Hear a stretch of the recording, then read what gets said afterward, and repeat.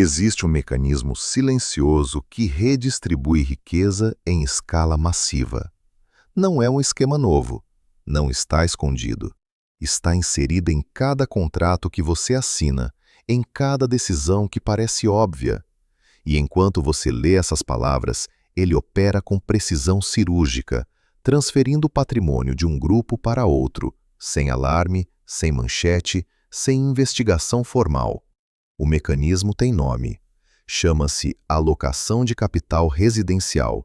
E a pergunta que ninguém faz em voz alta é: quem exatamente está acumulando o que você pensa que está construindo? Em 2023, o Banco Central do Brasil publicou um relatório sobre endividamento familiar. Os dados eram claros. Mais de 42% das famílias brasileiras comprometiam parcelas significativas da renda mensal com contratos de crédito imobiliário.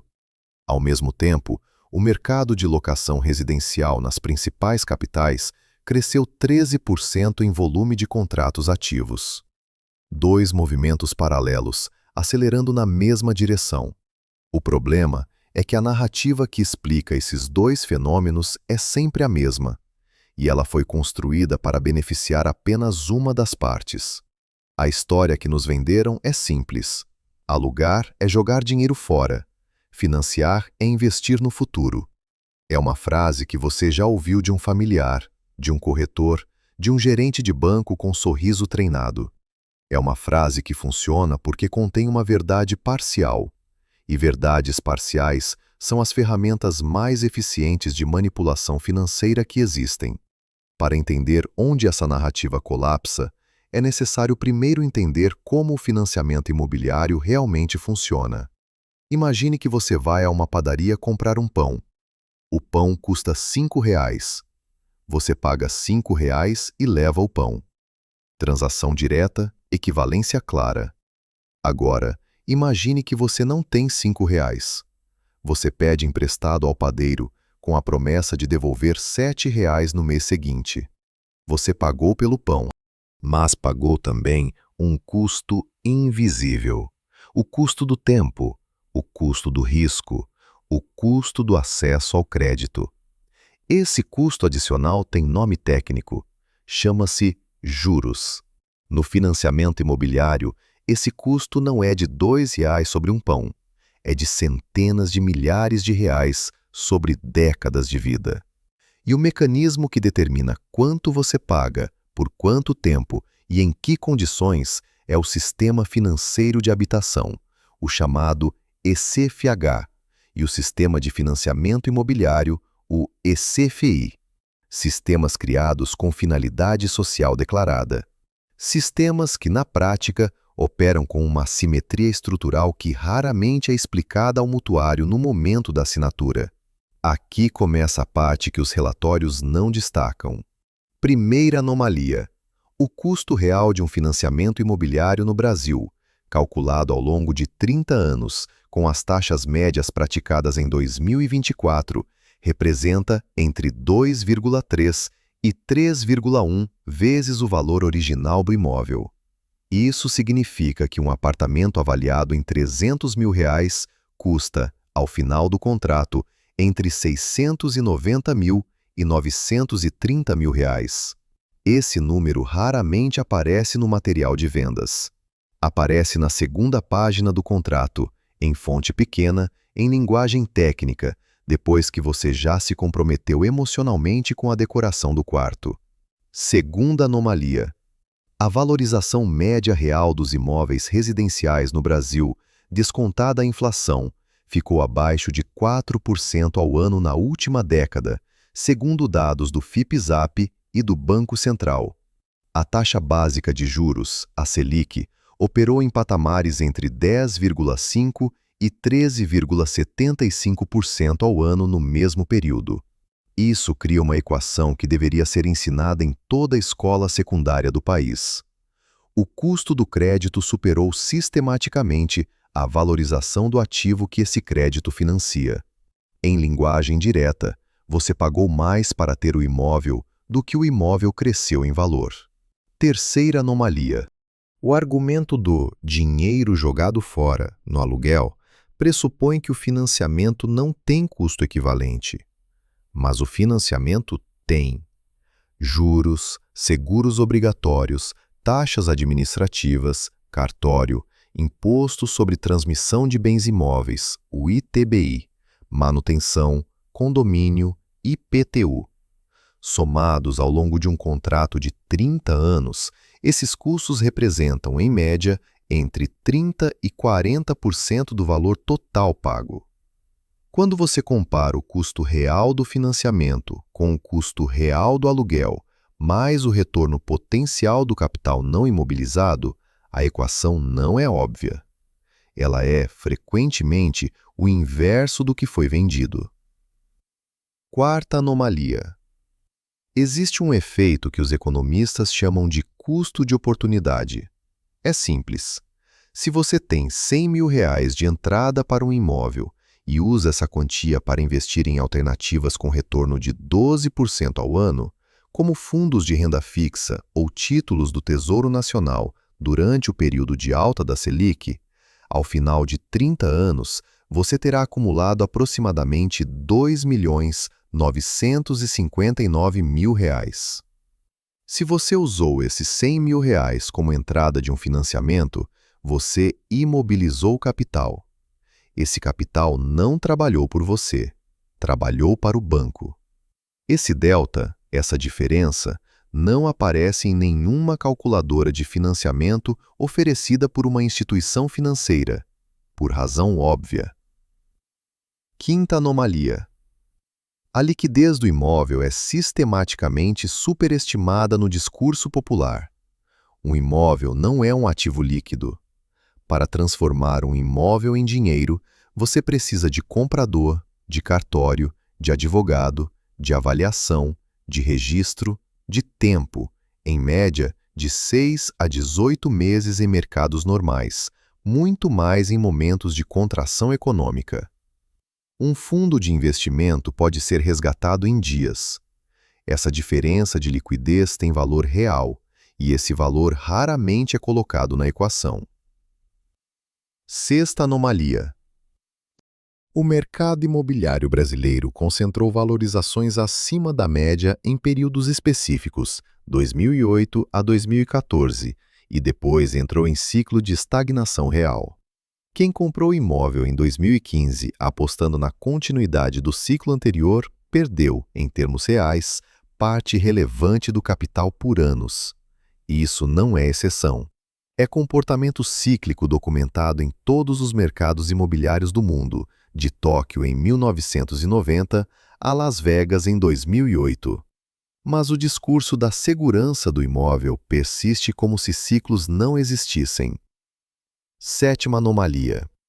A construção cultural do imóvel como símbolo de estabilidade e êxito social não é orgânica.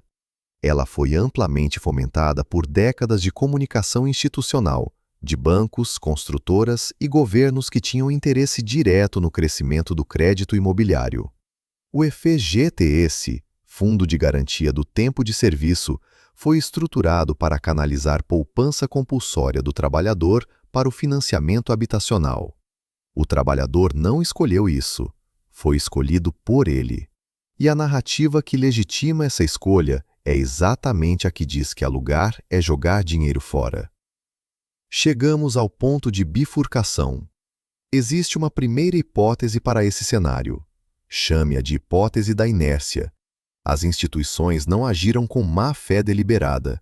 Apenas perpetuaram modelos criados em outro contexto econômico, uma época de inflação galopante, onde ter um ativo físico era de fato proteção contra a destruição monetária.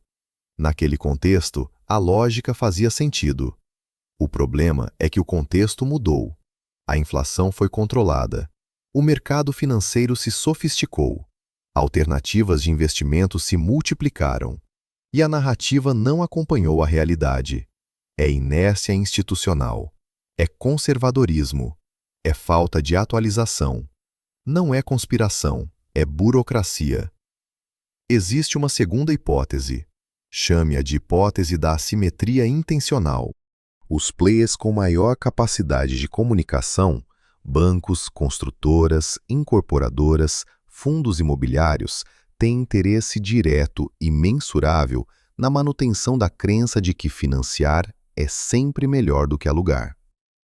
Cada financiamento assinado é um fluxo de caixa garantido por décadas. Cada mutuário que decide não financiar e investe o capital de outra forma representa receita que não entra. A pergunta que essa hipótese coloca não é se existe interesse. Existe, claramente. A pergunta é se esse interesse se traduz em comunicação sistematicamente enviesada. E a resposta, olhando para o conteúdo produzido pelas instituições financeiras sobre o tema, dificilmente pode ser negativa. Onde buscar evidências mais precisas? Nos dados do Banco Central sobre spread bancário em operações de crédito imobiliário comparado a outros países da América Latina. Nos relatórios do Conselho Monetário Nacional sobre composição do lucro das carteiras de crédito habitacional. Nas memórias de cálculo dos contratos do SFH, disponíveis nos cartórios de registro. Nas pesquisas acadêmicas sobre retorno comparado entre locação e financiamento, que existem, que são rigorosas e que raramente chegam ao público geral. Enquanto esse debate não acontece de forma aberta, as decisões continuam sendo tomadas com base em narrativa, não em cálculo.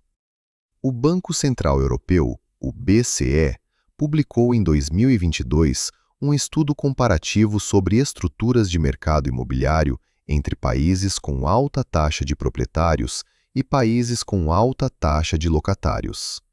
A conclusão foi contraintuitiva para muitos. Países com maior proporção de locatários, como Alemanha e Suíça, apresentaram indicadores de mobilidade de trabalho, flexibilidade econômica e resiliência a choques sistematicamente superiores. A propriedade como dogma econômico não tem suporte empírico universal, tem suporte cultural. São coisas diferentes. O Fundo Monetário Internacional, o FMI, tem publicado repetidamente alertas sobre bolhas imobiliárias em mercados emergentes com alta alavancagem de crédito habitacional. O Brasil figura nessas análises, não como caso grave, mas como mercado a observar. Reguladores locais respondem com cautela compreensível.